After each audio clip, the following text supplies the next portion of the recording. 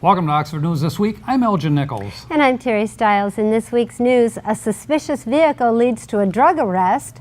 A court of appeals overturns local court decision. How will that affect the Village of Oxford? And the Village of Oxford finally hires a clerk treasurer. Stay tuned. Learn more about these stories and others. The Oxford News begins right now.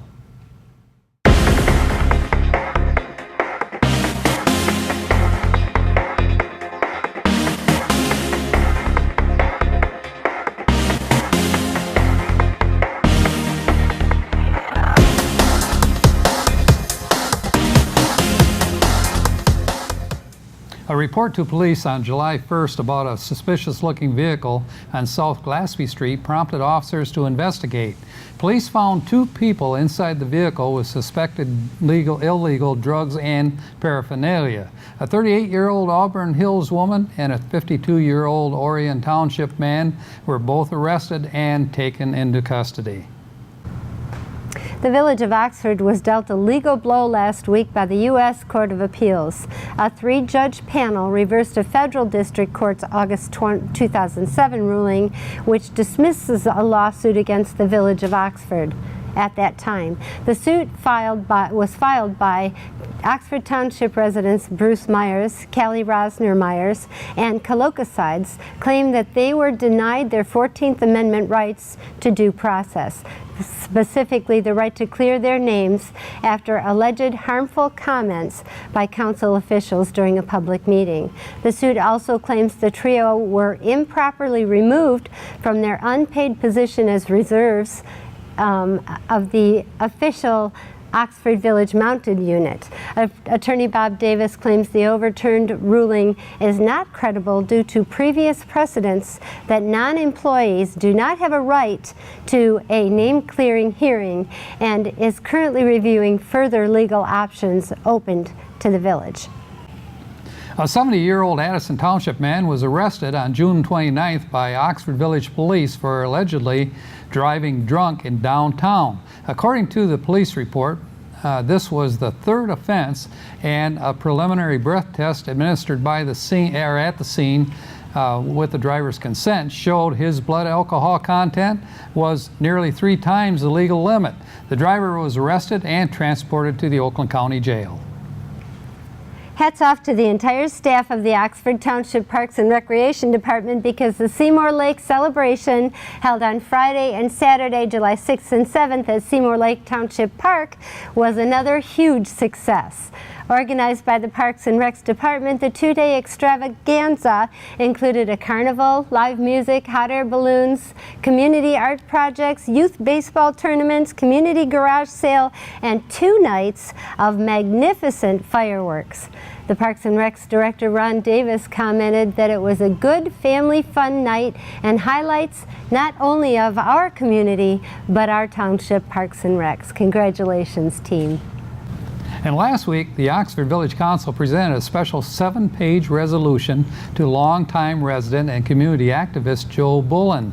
For decades, Mr. Bullen served on various boards, including Village Council, Planning Commission, Zoning Board of Appeals, and Beautification Commission for many years.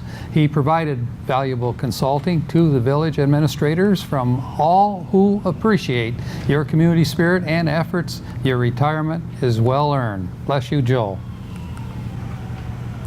Well, the Village of Oxford finally did it. They officially hired a clerk treasurer to fill the office position vacant for more than a year. In a 5-0 vote, council approved a 6-page employment agreement effective July 1st, 2018 with Teresa Onika, who is currently supervisor of Atlas Township. According to the agreement, her starting annual salary will be $52,500, nearly $13,000 more than her current salary as supervisor. The Village of Oxford added its name to the growing list of municipalities not wanting to participate in a proposed transit system tax proposal by RTA, which is Regional Transit Authority of Southeast Michigan.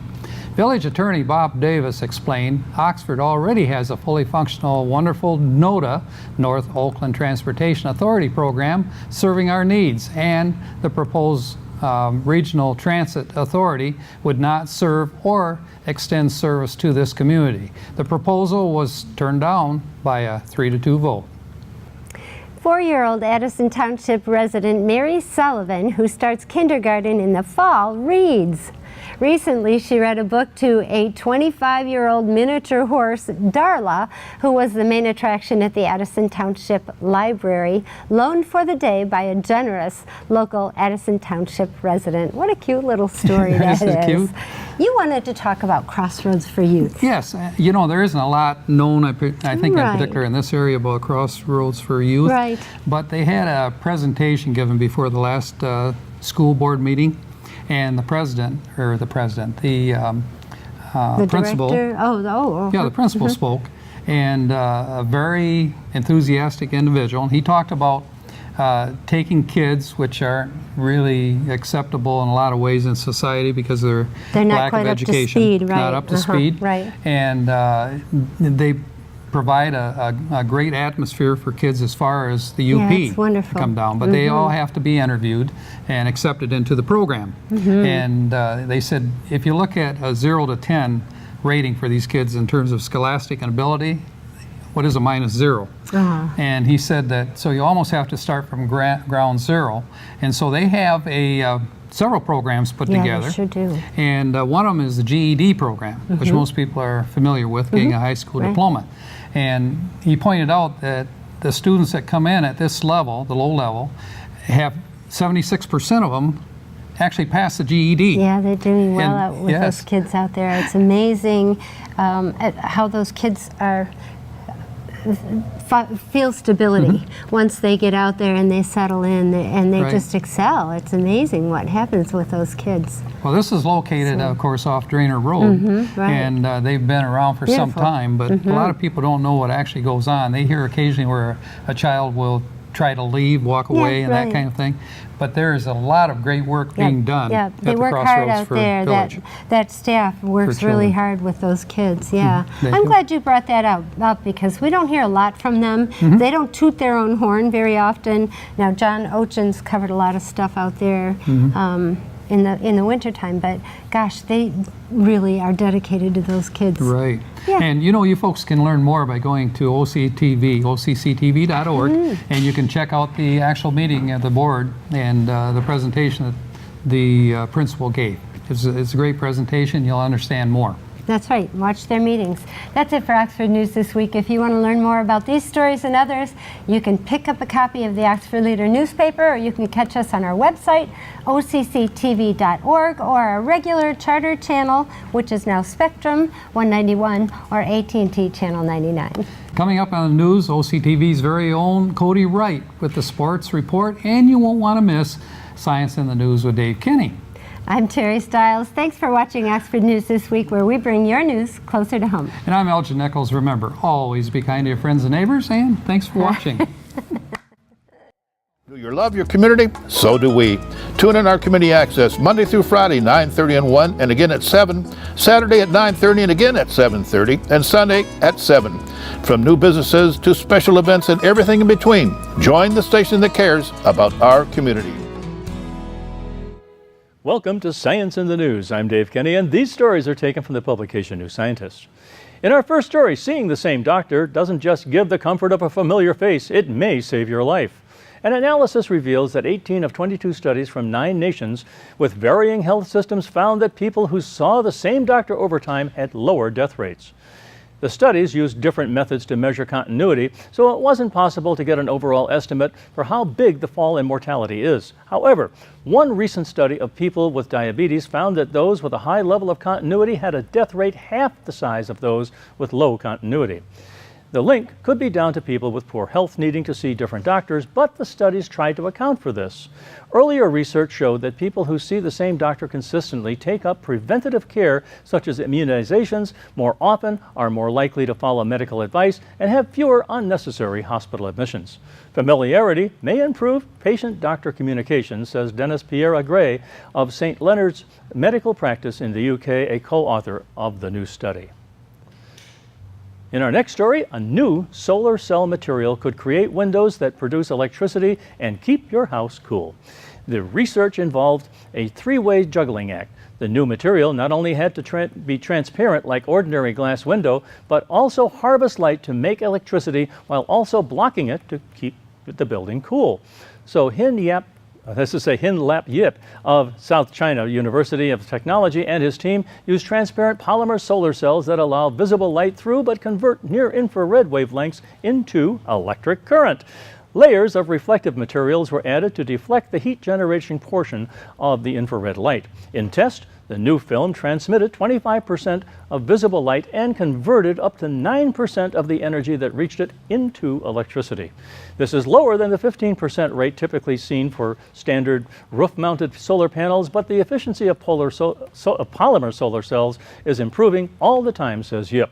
The researchers calculated that electricity bills could be halved if every window of a house was covered with the panels. Other potential uses are for cars with self-driving and for self-driving greenhouses.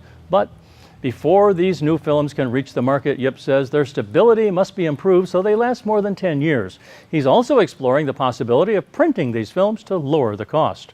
Making buildings that harvest light is the future, says material expert Mark Meninovic from University College in London. But he thinks the building industry will need a complete change of mindset before they adopt technology that essentially turns windows into electronic devices. In our last story, injecting brand new muscle cells directly into the heart helps it recover after a heart attack, a study in monkeys has found. Heart attacks cut off blood supply to the heart, causing some of the heart's muscle cells to die. Survivors often develop chronic heart failure in which their hearts struggle to pump blood to the rest of the body, leaving them feeling weak and tired. Charles Murray at the University of Washington and his colleagues wondered if injecting new heart muscle cells into the damaged heart could help.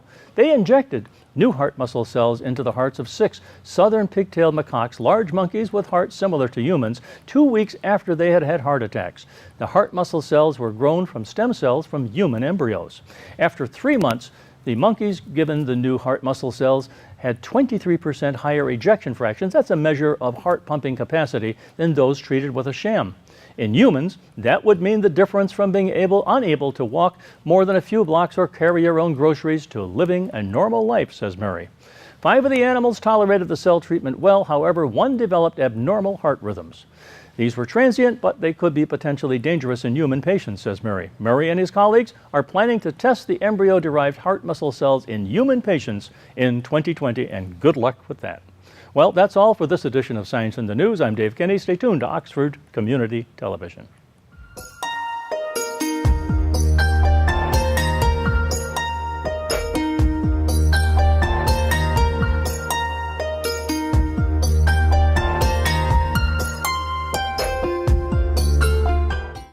What's going on, Oxford fans? Cody Wright back here with this week's sports report. We had a good week at Seymour Lake Park and caught some good interviews, so let's dive in and check it out. Well, as we've talked about a lot so far this summer, the senior softball guys have been keeping busy, and we've been doing our best to make our way out to the park Monday mornings to cover their games. Last week we had yet to see them take the win. We were 0 for 3, and this week that came to an end. The guys were winning the games, though, this year. It was just the games that we came to cover that they didn't pull off. This week we took on Clarkston, who we are tied for first place with, and we absolutely crumbled them.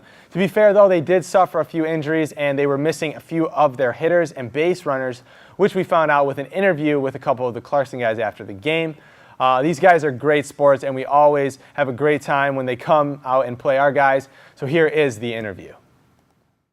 Okay, I'm here with Clarkston. I'll tell you, tough game today. I know I got my mouth going. You were kind of getting onto me a little bit. I didn't mean that. Okay. I apologize right on the air. I appreciate that. I know you buy a I was ticket. going to walk feeling really bad about that. Well, we don't want you to do that when you come to Oxford. You guys I all. never call ball players names or anything like that. No, I know you don't. But it was a good game, though. I mean, you guys, great game. every year you guys come here, you look forward to these. You still want your copy of the tape? Yes, I do. Okay, all right. I want that frame too. You want that? I want to be able to put it on my wall. There we go.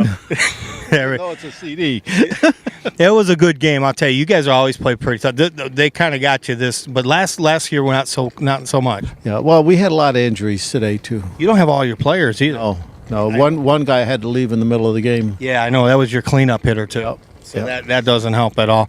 I know you had Hayward. We were looking for a nickname for him, and we were talking about nicknames. We figured, hey, how about Hey Man? Hey man, yeah, that sound good? That's a great one. Mr. X is a great one. Yeah, Mr. X had one X today. I had that one triple. That's about it. Now we had some. You just couldn't string the hits together. That's all. No, we didn't.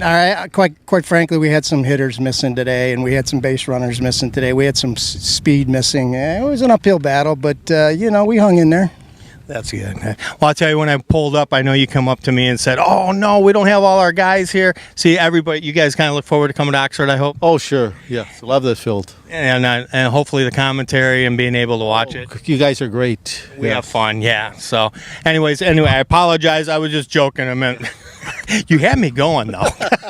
I was scared. Anyways, we want to thank everybody for watching at OCTV, and I want to thank Dan, our cameraman, and Bill, who came in the last inning here to win that game. And we'll see you guys next year, right? We're gonna give it another shot. We got 2 more games against you guys. 1 game behind. So Yeah. Oh, is it up? We're both we were both tied first. we were tied today. and that broke the tie. So it's still this is a rivalry going. Right. And we got another one with you guys. Yeah, I know you're a good ball player. Yeah, you do a good job. You, Oh, I have fun. yeah. That's what it is. Well, there we go. We want to thank everybody for watching. Well, there you have it, folks. Not a bad win if you ask me. It doesn't get much better than that. A 13-run gap win in baseball. But let's not forget, we still have to defend that #1 spot, and we have some competitive games ahead of us, including 2 more against these guys.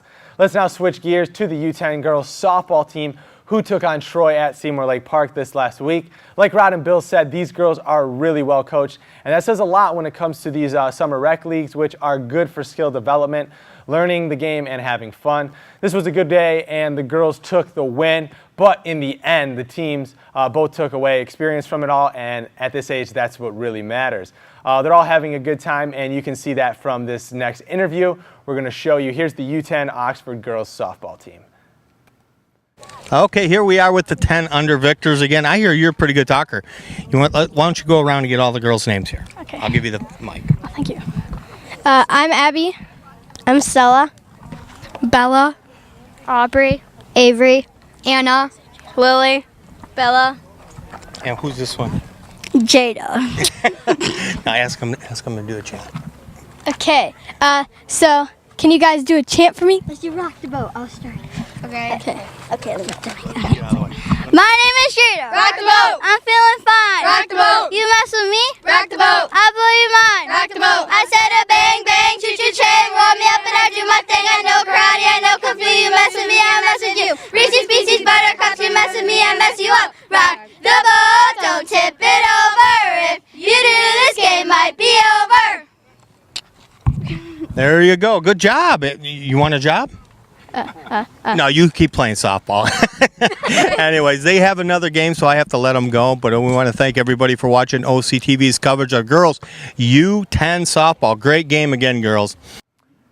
And that's going to wrap up this week's report. I want to thank you all for watching and remind you to all tune in next time for more summer sports action. Don't forget you can catch the whole coverage of these games and more on our YouTube page, which you can access through the website. That is OCCTV.org. Plenty of past and present programs, shows, and events all right there for you to find. Once again, that is OCCTV.org. I want to thank you all for watching and remind you to tune in next week. Until then, I'm Cody Wright. Go Wildcats. On Schooling Around, we don't just school around. We get with everyone from the superintendent to the kids to find out what's new in Oxford schools. Schooling Around, only on OCTV. Welcome to this edition of Auto Talk. I'm Dave Kenny, and these stories are taken from the publication Automotive News. In our first story, General Motors, aiming for more gains in the booming American market for utility vehicles, is resurrecting the venerable Chevrolet Blazer nameplate as a tech-savvy yet sporty crossover. The new midsize Blazer, which GM last produced in 2005 as a body-on-frame SUV, will be slotted between Chevrolet's compact Equinox and large Traverse crossovers, both of which were redesigned for 2018 and helped GM post record U.S. crossover sales last year. The 2019 Blazer is expected to go on sale early next year in 3 trims, Base, RS, and Premier, and introduce a simpler trim strategy for the brand. The trims, GM said, will offer distinct styling, including custom grille appearances and chrome. The 5-passenger crossover has been redesigned in line with recent vehicle updates in Chevrolet's lineup, but adopts a more aggressive sculpted approach. It features a prominent dual grille similar in shape to that of the refreshed 2019 Camaro SS and sleek horizontal LED daytime running lights between the headlamps. Powering the front-wheel drive vehicle will be a standard 2.5-liter inline-4 engine rated at 193 horsepower and 188 pounds-feet of torque. A 3.6-liter V6 engine is also available, offering 305 horsepower and 269 pounds-feet of torque. Both direct injected engines feature intelligent stop-start technology and are paired to a 9-speed transmission. The Blazer's maximum trailer load is an estimated 4,500 pounds with the V6 engine, and GM will produce the Blazer at a plant in Ramos Arizpe, Mexico, along with the Chevrolet Equinox crossover and Chevrolet Cruze hatchback. It's based on GM's C1XX regular wheelbase crossover platform, which is also underpins the Cadillac XT5 and GMC Acadia. A longer wheelbase is used for the 2018 Chevrolet Traverse and 2018 Buick Enclave. Pricing will be announced closer to the start of production in the fourth quarter. In May, U.S. transaction prices for new midsize crossovers and SUVs averaged $38,175 according to the Kelley Blue Book. Traction Select is standard in all models and allows real-time adjustments to the vehicle's driving mode. On all-wheel drive models, it also allows the system to be completely disconnected from the rear axle, meaning drivers can opt to have their vehicle operate in front-wheel drive when all-wheel drive is not needed. An advanced twin-clutch all-wheel drive system will be available on RS and Premier models. Inside, the vehicle will come standard with an 8-inch color touchscreen with Chevrolet infotainment, 4G LTE Wi-Fi, and Apple CarPlay and Android Auto compatibility. On RS and Premier models, a new Chevrolet cargo management system with a rail and cargo fence to help secure smaller items by dividing the cargo area will come standard. Available features, mostly available on the RS and Premier models, include advanced hitch guidance systems, electronic locking glove box, heated outboard rear seats, and adaptive cruise control and wireless charging. GM introduced the K5 Blazer name in 1969 as part of the famed Chevrolet CK pickup family. And over at Dodge, Dodge will boost the output of its high-powered Hellcat engines for the 2019 model year, topping out at a 797 horsepower Hellcat Red-Eye version of the Chevrolet, oh my God, that's the Challenger SRT. The lineup of supercharged Hellcat-powered Challengers will start at 717 horsepower, a 10 horsepower upgrade from the previous version. A new wide-body package for the Challenger SRT Hellcat and RT Scat Pack models is 3.5 inches wider to improve handling and braking. Dodge said the new lineup would start arriving in U.S. dealerships in the fourth quarter. And on the car sales front, just 5 years ago, U.S. vehicle sales were evenly split between cars and light trucks. But this year through May, trucks outsold cars by a ratio of more than 2 to 1. And there's no sign that cars will rebound anytime soon. Exactly where the floor is, we're still sorting it out, says Stephanie Brinley, senior analyst with IHS Markit. It's IHS Markit, that is. And facing this new reality, automakers have adjusted their strategies, and there's no one-size-fits-all solution.